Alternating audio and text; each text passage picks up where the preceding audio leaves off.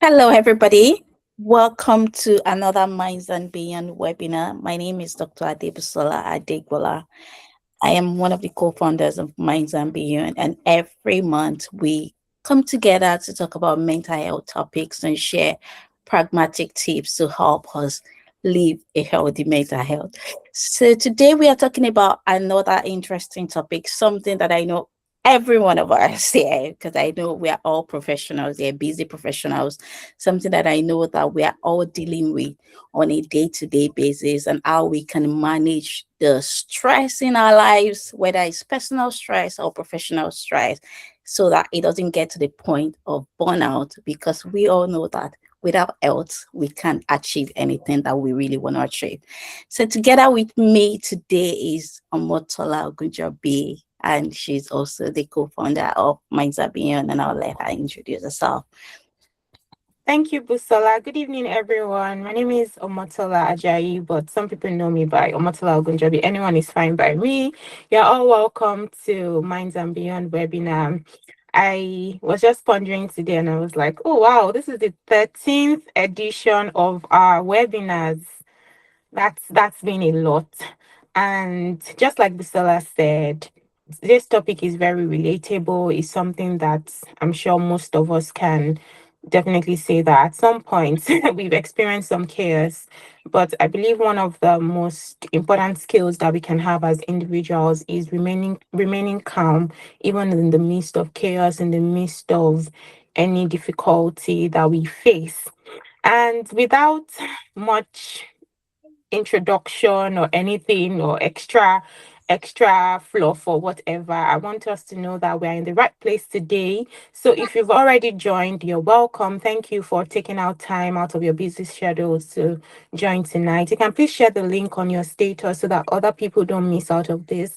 These practical steps would be useful for everybody. So it doesn't matter whether you've experienced mental health difficulties or not. We all need these steps in our lives. And we already have our guest speaker here. She's amazing. She's excellent in every way. And she's ready. She's ready. She's ready to dish out practical steps to be able to manage our busy lives as professionals. I'll be handing over to Bisola to read this citation for us. Thank you. Thank you, Omotola. Dr. Oluwaseun Olaluwoye is a dedicated psychiatrist with over 10 years of progressive clinical experience across Nigeria and the United Kingdom. She is distinguished by a strong commitment to compassionate care, clinical excellence, and service development. She did a psychiatry residency at Federal Neuropsychiatric Hospital, Aro, Abeokuta, where she successfully completed her training and was awarded the fellowship of the West African College of Physicians. She later moved to the United Kingdom as an international training fellow with Kent and Medway NHS and Social Care Partnership Trust, where she brought in her expertise through learning in different aspects of psychiatry. And during this time, she completed the examination of the Royal College of Psychiatrists and became a member of the Royal College of Psychiatrists. Dr. Olaluwoye is currently also undertaking professional diploma in geriatric medicine with the Royal College of Physicians of Ireland. She's currently a consultant psychiatrist, and she has several roles under her cap, including clinical and academic work. And I can say personally that, I'm one of the beneficiary. As a student, as a registrar, she's one of the people that I definitely look up to. She's somebody that genuinely cares about people, and she's always willing to help. And I'm sure that we would also benefit from her wealth of experience today. She's married with 3 children. Outside of work, she served as a Sunday school teacher. I'm telling you, she's just a helper and a marriage counselor. And I hope that we will all benefit from our wealth of knowledge today. But more importantly, taking practical tips and strategies to manage stress in all of our lives moving on from tonight. You have the floor now. Please, with a round of virtual applause, welcome Dr. Oluwaseun Olaluwoye. Yeah, thank you. Thank you, everyone. Thank you for joining. And my little friend behind Dr. Adebola. Hello. All right. So it is good to be here, and I'll be talking about practical stress management for busy professionals. Yeah. So as much as possible, I like to make it interactive, so you can always um, get on the chat box to type some things. Though I use the Slido, but I'm not sure if that will work. Okay, so when we talk about stress management, there's a story that came to my mind because, in fact, coincidentally, when I was approached to give this talk, some people in church also approached me to give this particular talk as well. Um, Stress management. Okay, so when I was working in our road, I want to just give a bit of context to this particular topic. There was a young lady that was brought in. Then I was on call, and she was in her 20s, and she presented with this elation. Psychiatrists we call her mania, but for those that are not doctors, I will just explain. Mania is the opposite of depression. When one is really excited, talks a lot, and not have this energy, excessive energy, unable to sleep. So when they brought her to the emergency, and I started asking, she was even unsettled, so I couldn't even talk to her. So I spoke to her mom, and I asked her mom that what really happened, and they said she just finished the compulsory national youth service in Nigeria, and she got a job immediately. She lived, I don't know how those of us that know Nigeria very well, she lived in Mowe, and she got a job at on the highland. So she needed to commute. So every day she wakes up, she leaves home at 5 a.m. to beat the traffic, and she comes back at 11 p.m. or 12 midnight. So she was doing that. She did that for the first day, the second day. It was the third day that she broke down. Initially, they noticed some unusual behavior, but it was it now got escalated. They couldn't manage and they brought her to Aro. And I was wondering, no previous mental health condition, no family history, but because she was exposed to a particular situation, which I'll call a stressful situation, waking up as early as 4 a.m. and coming back from work as early as late as 12 midnight. So about, let's say, 4 hours or even less than 4 hours of sleep to get, you know, a job, to get a job done. And she was even having training at that time. So a year later, I saw her. She came for follow-up clinic, and she said she has relocated from Lagos, and she's not even doing any white collar job. So she went into fashion designing, moved it to a little town. And her husband, then she was even settled. So her husband got a lecturing job, and she said Lagos is not for her. So thinking about it, um, some people live in Lagos and they're able to do that. There are people, I have friends that say they can't live anywhere outside Lagos. And there are people that do this steadily. They wake up early and they come back late from work. And some people have not broken down. So when you look at it, you find out that different people, they are able to cope with certain stressful situations, while some others, they are not able to. Just like the case of this young lady I saw at the psychiatric emergency. So let's move to this other slide. So I want us to just put what stresses you, because what will stress you may not stress me. What are those things that when it's coming your way, you just feel stressed? You just know that, oh, God, this is a lot of stress coming. Is there anything you can, if you're not able to do this slide, though, yeah, can someone help me with the chat? Let me see if I'm Okay. able to access this chat. Don't Okay. worry about the chat. I think myself Right. and Bisola were just relating with some of the things that you said. I was saying that that's one of the reasons I moved to Abeokuta Aro, because Lagos stress was too much for me. So I could relate with this story. And Bisola was asking a question about why do people cope differently with the same stress. So because you said some people would cope well with Lagos stress, some other people cannot cope well. So yes. Yeah. So if you can, are you able to scan the audience? Are you able to scan and just type in something? Let me see if I'm able to share my slide again. No, but Um, we can use the chat. the Yeah. chat. What Okay. stresses? So can you move to the third slide? There's a question there. Okay. So what stresses you? Yeah, I can see job, migration. Yeah, can we use the chat box? Yeah, migration is a major stressor. Thinking about what to eat. Hmm. Is the major stress actually.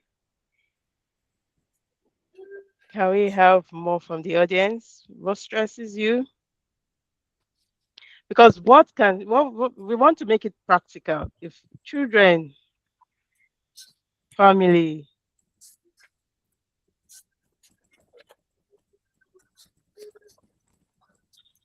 yeah,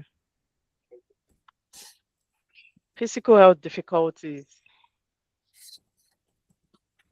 long work hours, yeah. Okay. So we've seen some, responses to things that, stress you, that stress us. And one of the definition of mental health is ability to cope with normal stress of life, misunderstanding, yeah, relationship difficulties, could be misunderstanding with your spouse or with your friends. Yeah. Okay. Yeah. Very good. House chores. True. Very true. Yeah. Okay. So let's move to the next slide. Cooking. So what is stress? So when we say stress, stress is from the word force. When you look at physics, it's from the word force. So with respect to functioning and what we do, it refers to situations that put one under pressure. So when one is put under pressure, there are situations that put us under pressure that we say such a person, such an individual is stressed. Can we have positive stress? Yeah, I can Yes. see no. Yes, yeah, can we can have, so not all stress is negative.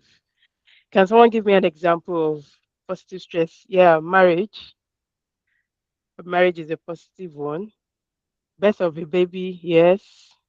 It's stressful, but you're happy, really. For the ladies, running, exercising, yeah, it's a positive one, really, because your heart, your heartbeat goes above the normal heart rate when you are exercising, and it makes your heart. Positive stress, 1 million pounds. Okay. I like this audience. So okay. Another one I think of is exams. Exams for career development is a positive stress. Okay, so we could have positive stress. You know, these ones they and at times it's a phase. For example, the birth of a baby at that point in time, you might be stressed, but over time, by the time they grow older and they become independent, you will forget about some of the stress you've gone through. Right. Can we have this next slide? So, what are the signs of stress? So, I divided it into different symptoms. So, for some people, when they are stressed, they have sleep difficulties, they're unable to sleep. Their body may be sleeping, but their mind is not sleeping because they are thinking, their mind is all over the place. Has it happened? Can we relate to it? Yes, we can. We find that relatable. Their mind is all over the place. Excessive tiredness. People are just very tired, fatigue. Yeah, is an example, is a symptom, a sign or symptom of stress. Frequent headache. When I'm stressed, I have headaches. And when I have headache, I know it's a pointer for me to go and sleep. And some people also have some physical symptoms like stomach upset. And the list is not exhaustive. This slide are just guides to just help us. We can say more as time goes on. And I want it to be interactive as much as possible. So we have emotional symptoms. When some people are stressed, they could be anxious, very anxious about things, irritability, anger outbursts. There was there I was talking about, burnout, because stress could result in burnout. For some people, when it's time to go to their workplace, especially when they work in a toxic environment and they are feeling anxious, that's a sign of burnout. Or when some people come back from work and they start snapping at their children, they start snapping at their spouses, that there is the need to, take a break. You are getting stressed. Frustrations, things that ideally should not make you hungry, just get frustrated, get overwhelmed, or tearful. So these are some emotional symptoms that are noticed when someone is stressed. And can we move on? We have behavioral symptoms. The next slide talked about behavioral symptoms, temper tantrums, just like anger, just little thing that ideally should not get you angry. You're throwing tantrums, unwarranted violence. This person just get violent. It could be physical, it could be verbal aggression, and which is unlike, people that are close will say, "Ah, this is unlike this person. Why is this person getting so angry or violent?" Avoiding social interactions. You don't want to go to social gatherings, or you don't want to meet up with friends as you usually do. These are some signs of stress. Then engaging in high risk behaviors such as gambling, and some use some maladaptive coping mechanisms like drugs and alcohol, use of substances. So these are some behavioral symptoms that people um, exhibit when they are stressed. So when you talk about stress, like the story I said, gave earlier, in that same Lagos, some people are actually able to cope. So for every one of us, we have what makes us vulnerable. We have some situations whereby we are vulnerable and some we are quite resilient. So we have that mixture of vulnerability and resilience to stressful situation. It's just like when you take like a plastic ball and you throw that plastic ball on a wall, the plastic ball will still remain intact. But if you take something made of glass and you throw it on a wall, it will get shattered. So it's just about our composure. So we have that mixture, unique mixture. And everyone needs to know that there is a unique mixture of vulnerability and resilience to different stressful situations.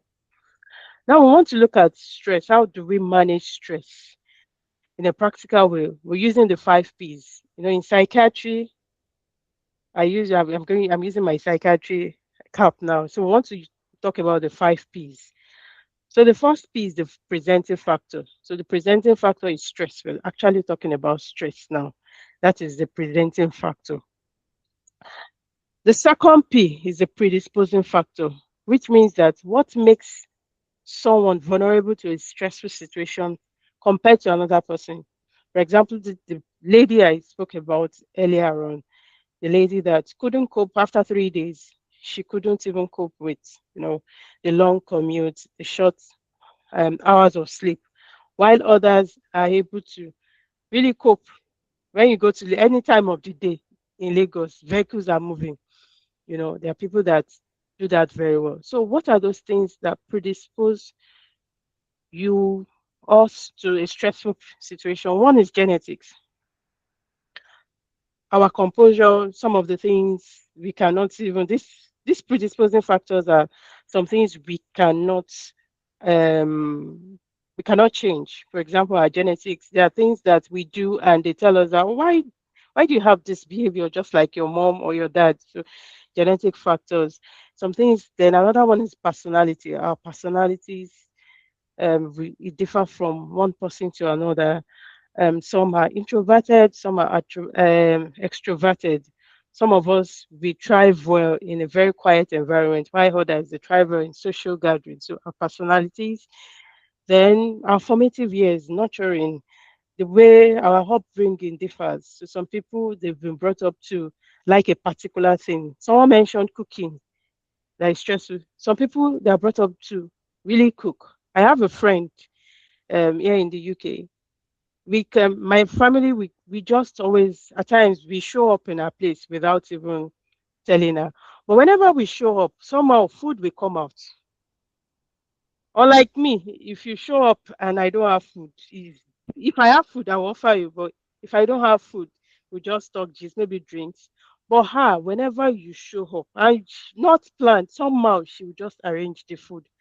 And there was a day I was asking her that it appears you like cooking. She said, that's the way we are brought up. That myself and my siblings, we can cook like 20 kg of jollof rice, and it will be so that was the way she was brought up, and she loves it. So she didn't find it stressful. So what can be stressful to you?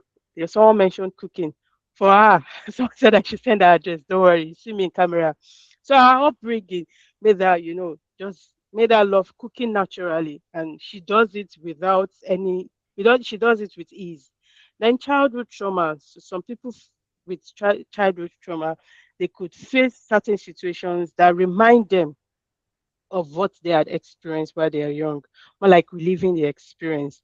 And you keep wondering, it's nothing serious, but because they had something like that, something that reminded them of what had happened while they were a child. Someone was telling me that a boss at work reminded her of her dad. So when we talk about, some psychological things, because she experienced some verbal abuse from her dad. So working with a very difficult boss, she had to remember that. So and that created like a stressful situation for her.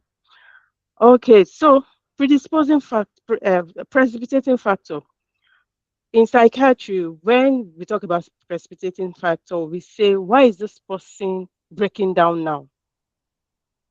For that lady, maybe there are some genetic components, but why now? Why after she's in her 20s, not before her 20s, but when in her early 20s, why did she break down? So those are the triggers, the identified triggers. So one is lack of sleep, just like the story I said, lack of sleep, lack of time to rest. She didn't have enough time to rest. Difficult work environment, we could have toxic relationships. Someone mentioned it as a stressful situation. Financial pressure for debt. So, if you're thinking of bills to pay, is a major trigger. Hunger. I think someone mentioned it. What to eat. So, hunger is the precipitating factor. Then chronic physical illness, just as some of us have mentioned that what are causes of so these are precipitating factors. Perpetuating factors, these are what we call maintaining factors. That as long as these things remain, and they are not addressed, the person will keep being stressed. So majorly they are the precipitating factors if they are not resolved. Those are the perpetuating factors that they keep maintaining stress. So they could be acute or chronic. Yeah, so protective factors. So these are circumstances that, when in place, they relieve us from stress. The list of protective factors, they are not exhaustive. So the next slide is like an interactive session. You can put in the chat. So what are those things that protect you from stress? When you feel stressed, what what do you do? So what is a practical thing so we can learn from one another. I have my pen as well, so I can also write from you. So what do you do that you know that has been very helpful? Take a walk. Yeah, take a walk. Have alone time. Yeah. Sleep. Yeah.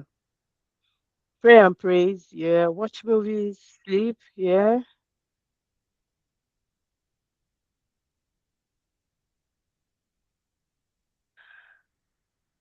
Rest, yeah. Gist with sisters, yeah.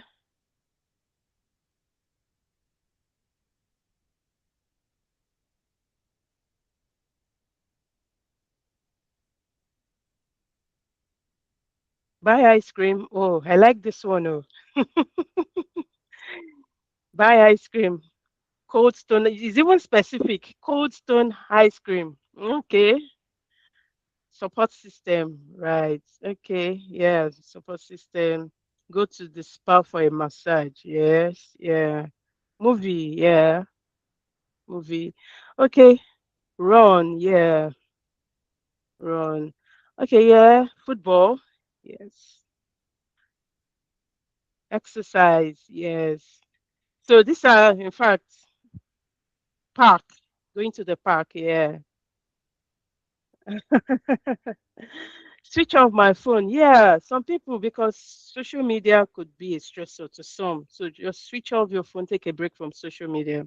Yeah, good movie, relaxing environment. Yes, we've all mentioned good things that we know that clean, yeah, being clean, because a dirty environment could be stressful. Yeah. For me, if I come home and I see that everywhere is untidy and untidy and scattered, it could be, in fact, from my face by people we know that what is wrong.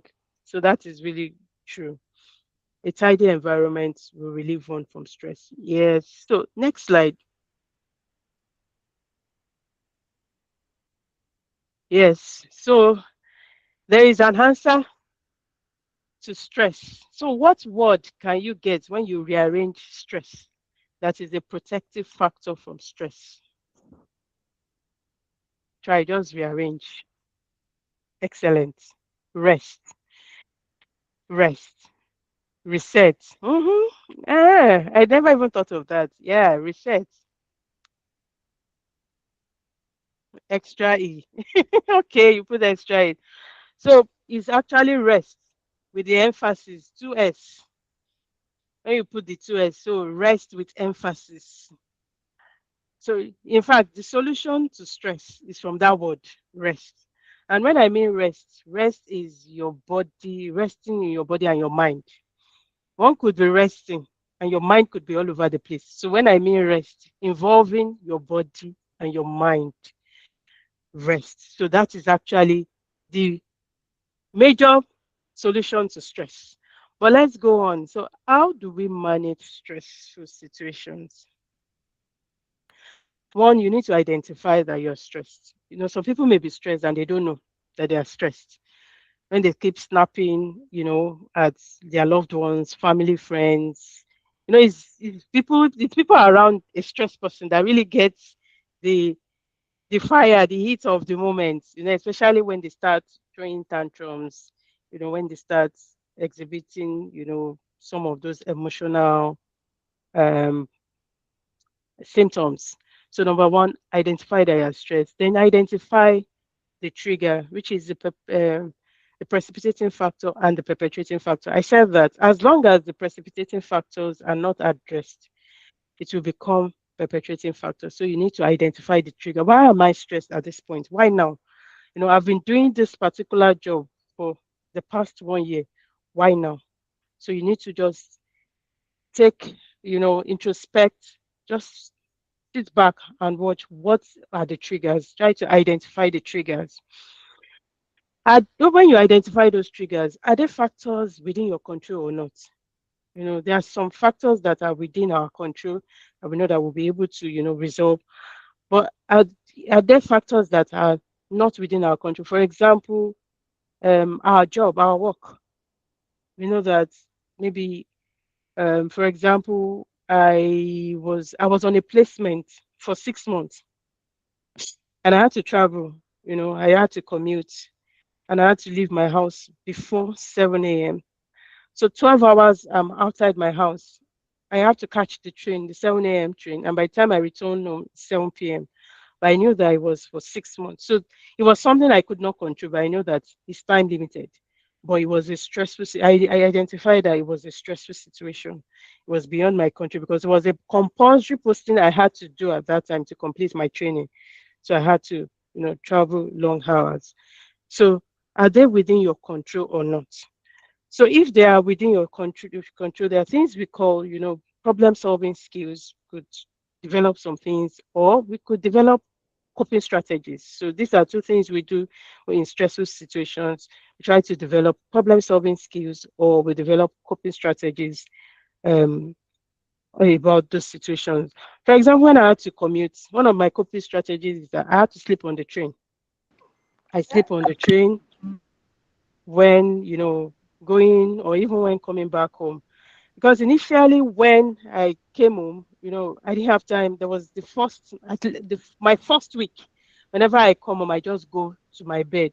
And my daughter came to me and said, Mommy, I needed you to do something for me. You were busy sleeping. And I said, Oh my God. So what I do is once I'm tired from work, I sleep on the train. And I'm always with my headphone at times, listening to music. I just had to develop a coping strategy at that time because I couldn't just, it was not something I could solve. So coping strategies. And there are things we can do. I put a few things, but the list, like I said, is not exhaustive. There's what we call deep breathing exercise. I remember when we were doing our exams, our part one exam, there's one of the consultants, then Dr. Abdul Malik, who tell us before we go into our hospice station, he will tell, oh yeah, take deep breathing exercise. And this works. And it is the 4, 7, 8 cycles. So that is you inhale with your nose and you hold the breath for 7 seconds. You inhale with your nose for 4 seconds, you hold it for 7 seconds, and you breathe out with your mouth for 8 seconds. So by the time you do that, 5 to 10 cycles, you see that you are calmer. It makes you calmer. There is the box breathing exercise. I like that because it's 4-4-4. So instead of 4-7-8, I like the 4-4-4 because I won't forget. They call it box breathing. You inhale with your nose for 4 seconds, you hold it for 4 seconds, and you breathe out for 4 seconds. It's called box breathing. So you can do this is the deep breathing exercise 4-7-8 or the box breathing 4-4-4. By the time you do between 5 to 10 cycles, you see that you are actually calm. Then there is the regular exercise, like some of us mentioned. Regular exercise is said to release happy chemicals. Not every one of us um, are medical inclined. So I won't start saying, but there are some hormones, some chemicals that are released, serotonin, endorphins. We call it happy chemicals. It makes you feel good. This week I started a new job, but I made it compose like today. I was on the treadmill for about 40 minutes, and and coming back, I didn't, to my surprise, I didn't feel tired. Before, I used to make my exercise in the evenings, but I find out that by the time I come back, I'm exhausted. I can't do the exercise. So I said, okay, I'm going to change my routine. Early in the morning, I do between 30 to 40 minutes on the treadmill. And, and I see that it's been really helpful, and I'm able to carry on for the day. I come back, I'm not tired, I'm not exhausted. So exercise really helps to relieve stress. Apart from the physical health benefit, it helps with your heart. Psychologically, it helps relieve. you know it's a stressful situation. I just started my job role as a consultant this week, and somehow, to my surprise, I'm coping well. So exercise helps. Then singing, we all do it, but somehow we don't know how it helps. Singing activates what they call the vagus nerve. The vagus nerve is the nerve responsible for the parasympathetic nervous system. When we are stressed, we activate our sympathetic nervous system, and it release all this adrenaline, cortisol. But singing, because it goes through the throat, that is where our vagus nerve is. It's activated. And the parasympathetic nervous system is for calming. So we are calm, it helps us. And there's no how we can be stressed and calm at the same time. So singing, we do it, but we don't know that it's a major thing that helps to manage stress. So singing activates it. So let's do it more. All right. So there are some what we call perceptual anchors, that is sensory hits that we can do to relieve us of stress. If you have a stress ball, it could help squeeze a stress ball. It could have even the texture, it helps. Then smell, lavender oil. For those of us that go to the spa, these are the oil that they use. That smell helps to relieve stress. Lavender oil, citrus oil, so it helps to relieve stress. Then taste. The chamomile tea has been said to help to calm us. So you can get that. It helps. I know it's not sweet, but it's something that helps to calm. It has a calming effect. Somebody said jollof rice when I when I when I presented it with the youth in our church. They even said the smell of jollof rice. So maybe for you, maybe the smell of jollof rice could be calming. But it's been said lavender or maybe the taste of jollof rice because hunger is a stressor for some people. The chamomile tree, tea, sight, walking through nature park, going to the beach is really, it could help just, when, I nearly came and they were doing like coping strategies for us. Someone said that one of the things she does while she's working home for work is that she takes time to just count the trees on the park, listen to the birds sing. These are things that helps. Just watching the sun set. In fact, I never knew all these things help because back home in Abeokuta, when I come back from work, I just sit down outside the compound, just watching the sunset is really very relaxing and calming. Then sound, listening to music, even listening to the sound of the wave of the sea for those of us that loves to go to the beach. In England now, it's yeah, someone said releasing the rainbow view when it comes out. Yeah. So these are things. So our sense organs, by the time we make use of it, well, it helps us to relieve stress. We don't just know these things. These are normal things we do daily, but by the time we put our mind to it, we see that it helps us. Some people even say journaling, writing, journaling, just journaling your event, it helps to relieve stress. So these are some things. The list, they are not exhaustive, so we can, yeah, that's why we have gardens and balconies. Yeah. Especially in Nigeria. We don't have balconies here in the UK, but in Nigeria, just stay there and just watch people. It helps seeing. So these are some of the things we can use our sense organs to do to relieve us of stress. Next slide. So the social factors. So we have some social factors that helps us. So one is leveraging on good relationships with family and friends. I said earlier that we have mixture of resilience and vulnerability. There are some things that we are vulnerable. There are some stressful situations that we are vulnerable to, while our friend or our family, they are not. They have that resilience. Is their strength. For example, last year, my son wanted to celebrate his 10-year-old, his 10th year birthday. Organizing events is not my strength at all. If I was in Nigeria, I can always take my sister. I would just she would be. I know she could be organize all those things, but it was not my strength. So I just walked up to two people, two of my friends that see the planning. Just do the planning for me. You were the ones that came, did the cooking. Like, my friend, I said, I can just show up in her house. She was very happy. She had come to my house so early. They arranged the cooking, they did the decoration, they rearranged the sitting room. I was just. So some people, so I leveraged on that relationship. And many of us, we need to do that. Leveraging on relationships with our friends. Many things that our friends can do seamlessly without any stress, which may be stressful to us. For example, I love to teach. If people are writing an exam, just call me. I'll teach you. I will be happy to teach you, just take you through the exams. Why some people, it's a stress, they don't even like it, but it's something I love to do. So identify your strength and what you want to do. Identify that of your friend or family that you can easily call on so that you don't just get stressed out. People can do it readily without even you thinking or blinking your eyes. So leverage on it. Leverage on good relationship with family and friends. Then taking breaks and annual leave is very, very important. Your annual leave is not for a show. It's not just there. Take breaks for your annual leave for vacation. You may not even have to travel, staycation just around, your area, just to stay off work, because at times the work could be very stressful, or doing the same thing over and over again, it could be very boring at some point in time. So you need that time out, just to go out, treat yourself well. Self-love is not selfish, so treat yourself well.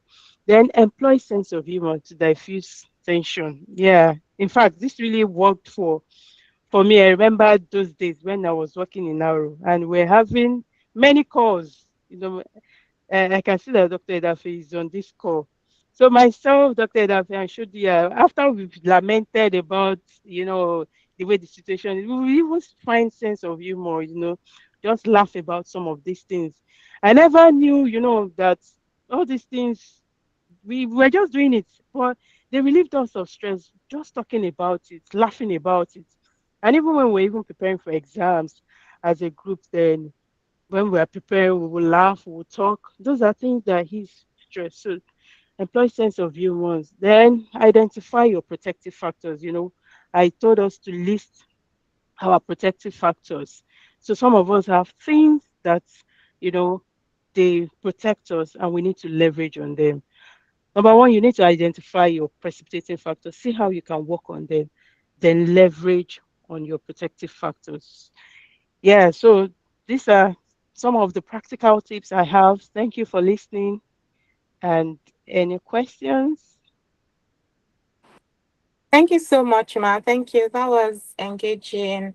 I love the pace. It was indeed a calm in the chaos. I love the pace. I love how you talked us through all of the slides and the practical things. If anyone has any questions, can they please put in the chat box for us? Is there any question, any queries, anything at all? Okay. There was a question in the chat box initially, but I think you might have responded to it in some way. It was at the initial phase when you were still presenting. I'm trying to get to know. Okay, I think the question was related to, okay, why do people cope differently with the same stressor? I know you touched on it, but just in case, we had a lot of people joining us midway, so maybe that could be one. Do you want me to say all the questions, Ma, or do you want me to take them one by one? I think one by one because I may forget. Okay, okay, right. So we have pending questions now. So number one question, why do people cope differently with the same stressor? So person A has the same exact stressor, person B has the same stressor, but they all cope very differently. What are some of the things that might be responsible for that? Yeah, I've got psychiatrists in the house, so you can also help.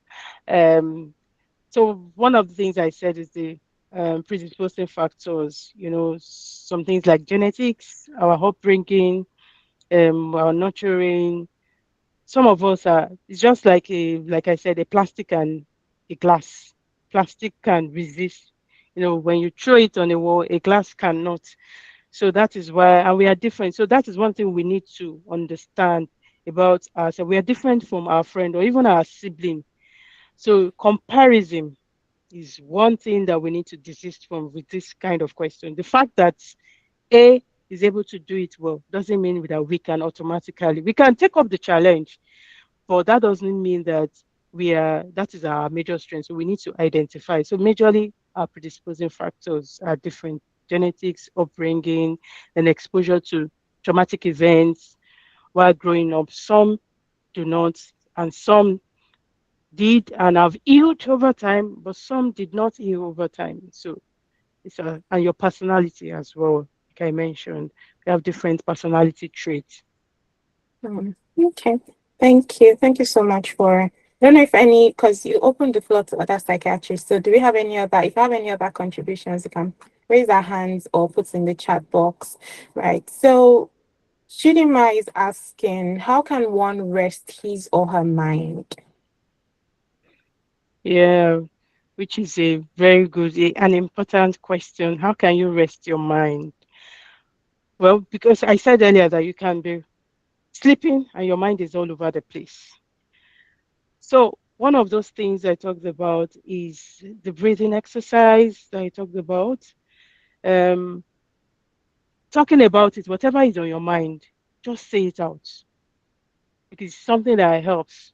The person may not even prefer solution, but so far you have unboxed it out of your mind. You have shared it. People just love to talk about things. Say it out to trusted people. They may not prefer solution. That is one thing to put your mind. One way to put your mind at rest. Um, I don't know. Do we have any other contribution? Yeah, I think you. Yeah. I think some people might also find it difficult to have maybe trusted people they can open up to. So one of the strategies that you mentioned previously was journaling. So Finally. that's something that could help. Some people journal, write everything down, then tear it up just so that it's out of their mind. And I think another solution is, for example, some people might bring work home, like you have lots of things, uncompleted tasks at home. So, one of the strategies that I have personally found to be useful is to plan ahead. So, if I have, let's say, 5 tasks to do, I'll write it down, state where and when I want to do those things, so I don't have to keep ruminating on them. I already know there is a plan, so it's like in a box. So that's another strategy that I utilize. Then someone in the chat box, Quintolu, is saying that meditation works as Yeah. well. Yeah, so I guess, and all those other strategies that you shared, taking a walk in the park, exercising, and all that. Okay, thank you. Thank you, everyone, for your contributions. Thank you, ma'am. One more question, or yes. It says that Titilope says that please, can you take the breathing exercises again? Okay, so the breathing exercise, we can even do it. Yes.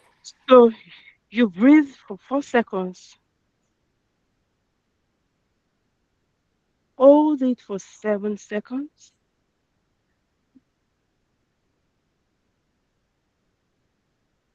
and breathe out with your mouth for 8 seconds. It's because I'm talking, but it's something it's practicable. So you breathe in for 4 seconds, hold it for 7 seconds, and breathe out with your mouth 8 seconds. By the time you do it in 5 cycles, you get calmer. It's also the same strategy with singing because your vagus nerve is activated by the time you do the breathing exercise. So 4, 7, 8. Breathe in for 4 seconds, hold it for 7 seconds, and breathe out for 8 seconds. Then there's also the box exercise, which you can't forget because it's 4, 4, 4. Breathe in for 4 seconds, hold it for 4 seconds, and breathe out with your mouth for 4 seconds. So they call that one the box breathing because it's 4, 4, 4. So if you forget the breathing exercise, the box breathing 4, 4, 4, you won't forget that. Yeah, I hope that answers your question. Yes, I think so as well. Thank you. Thank you so much. If anyone has any other question, if the chat box is open, you can raise your hands as well. But for now, I think Dr. Laluwe has done a fantastic job. Honestly, it's been an insightful session. And one new thing that I have learned today is singing can relieve stress. I kind of, you do it automatically, like you said, but I never really related it to the vagus nerve, and it makes a lot of sense. So even though I sing off key, I shall be singing more. Right. Okay. Mr. over to you. Do we have any announcement? I think we've had a really great time with Dr. Lalue today.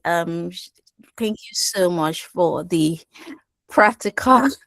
Thank you so much for the practical session on stress management. Thank you for diving into the meat of the matter, and thank you for sharing with us tools that we can take away with us today.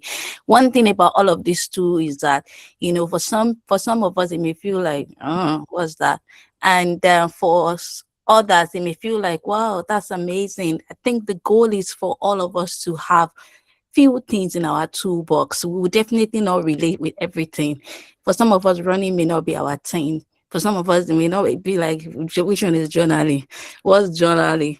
So, but what is most important today is for all of us to live with 2 or 3 tools that we can say we would try. We will give it a try. What are the things that resonate with us as individuals that we feel like, oh, this is interesting. I'm willing to give this a try. And that's what would help us moving forward.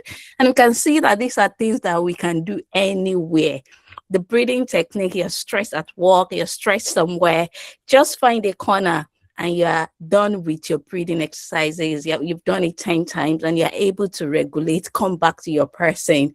And I know that sometimes this can be easier said than done. There will still be time where we'll be frustrated, we'll lash out and all of that. And all of this may not come in handy.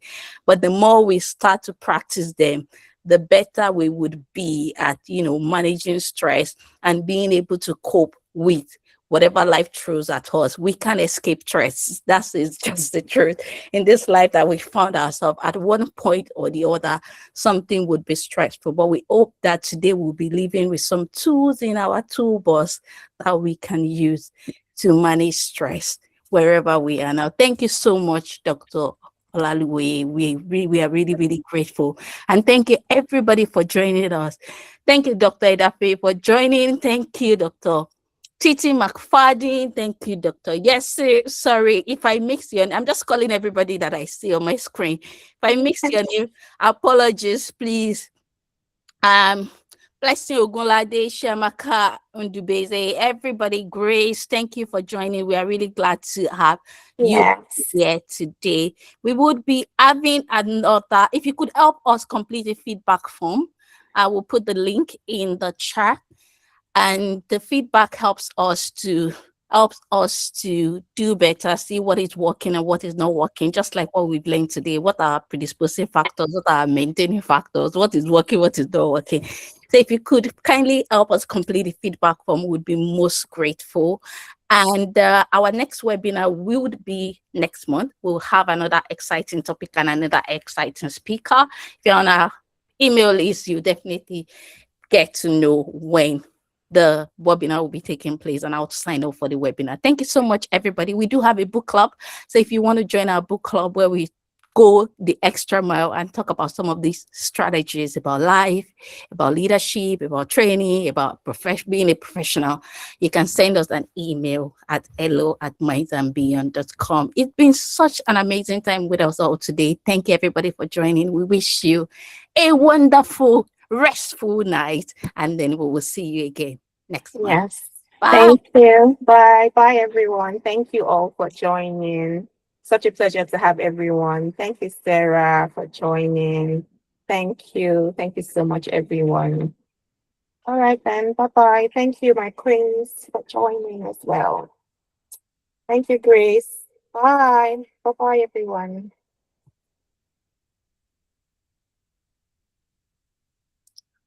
Oh, Demi. Thank you, Demi, for joining. Thank you, Shidima. And you even joined early. Thank you, everybody. Thanks, Rachel. Thank Olarunke.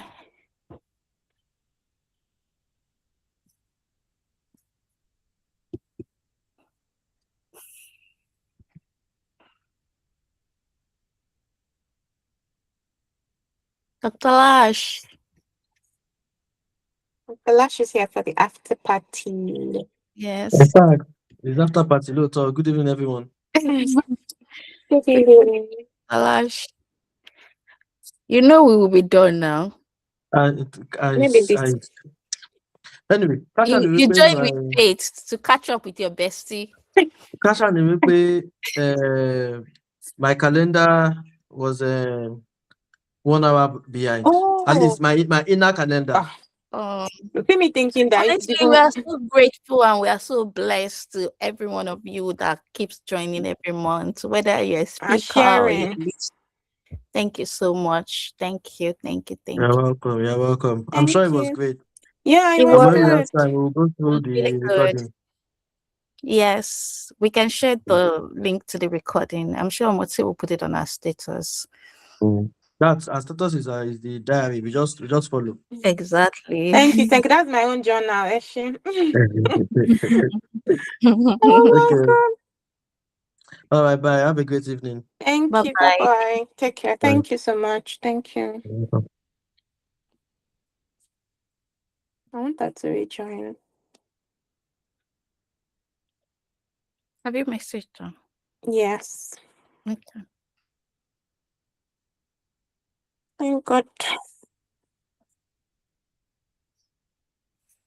Yeah, I think it was great. We'll definitely call her again. Yeah, she's good. Let me send that letter. I've already done the letter. Efficient. No, I just didn't want the stress of rushing to do it at the end again. Mm. Same letter, no. Mhm.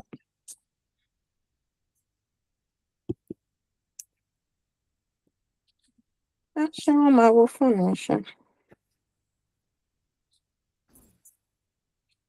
or should we just call her? And call her. Should we do WhatsApp and call her? Yeah. Okay, I'll end this now.